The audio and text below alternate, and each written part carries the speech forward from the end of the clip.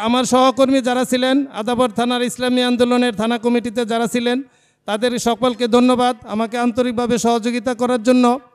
তো আজকে নতুন কমিটি হবে, নতুন কমিটিতে যেই দায়িত্বে আসবে তার নেতৃত্বে এবং আমাদের আদাবর থানা ইসলামী আন্দোলনের নতুন জিম্মাদার জনাব ইঞ্জিনিয়ার গিয়াস ভাইয়ের পরামর্শে এবং নেতৃত্বে আগামীতে ইসলামী আন্দোলন আদাবর থানায় আরও বেগবান হবে এবং আদাবর থানায় ইসলামী আন্দোলনী নেতৃত্বের আসনে বসবে ইনশাল্লাহ।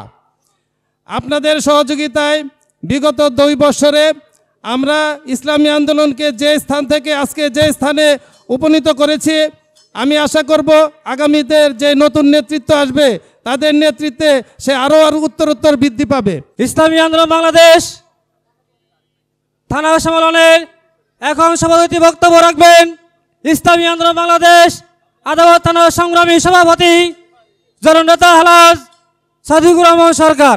ইসলামী আন্দোলন বাংলাদেশ আদাবর থানা কর্তৃক আয়োজিত আজকের এই সম্মেলনের সম্মানিত উপস্থিতি, আমাদের মাঝে উপস্থিত আছেন আজকের বিশেষ অতিথি আদাবর থানা ইসলামী আন্দোলনের জিম্মাদার ইঞ্জিনিয়ার গিয়াসউদ্দিন পরশ ভাই। আমি সাময়িক সংক্ষিপ্ততার কারণে বক্তব্য দীর্ঘায়িত করব না।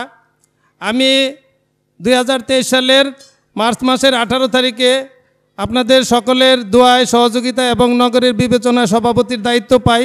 তো সে থেকে এই পর্যন্ত আমি সভাপতি হিসেবে দায়িত্ব পালন করে আসছি।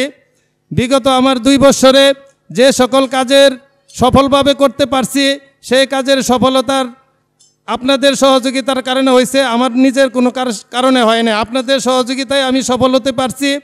আর যে সকল কাজে ব্যর্থ হয়েছি সেগুলো আপনাদের ব্যর্থতা নয়, সেগুলি আমার নিজের ব্যর্থতা। তো বিগত 2 বছর দায়িত্ব পালন সময়ে আপনারা যেভাবে সাহায্য সহযোগিতা করেছেন সেই জন্য আমি আপনাদেরকে আন্তরিক ধন্যবাদ এবং কৃতজ্ঞ। আর আজকের এই আয়োজনে যারা সাহায্য সহযোগিতা করেছেন এই সুন্দর আয়োজনে আমি তাদের প্রতি কৃতজ্ঞতা পোষণ করি। আর বিশেষ করে আমার সহকর্মী যারা ছিলেন আদাবর থানার ইসলামী আন্দোলনের থানা কমিটিতে যারা ছিলেন তাদের সকলকে ধন্যবাদ আমাকে আন্তরিকভাবে সহযোগিতা করার জন্য।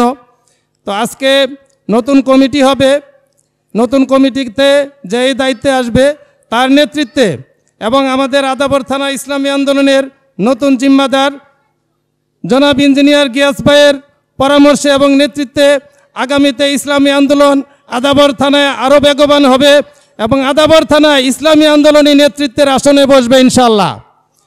আপনাদের সহযোগিতায় বিগত 2 বছরে আমরা ইসলামী আন্দোলনকে যে স্থান থেকে আজকে যে স্থানে উপনীত করেছি, আমি আশা করব আগামীতে যে নতুন নেতৃত্ব আসবে তাদের নেতৃত্বে সে আরও উত্তরোত্তর বৃদ্ধি পাবে।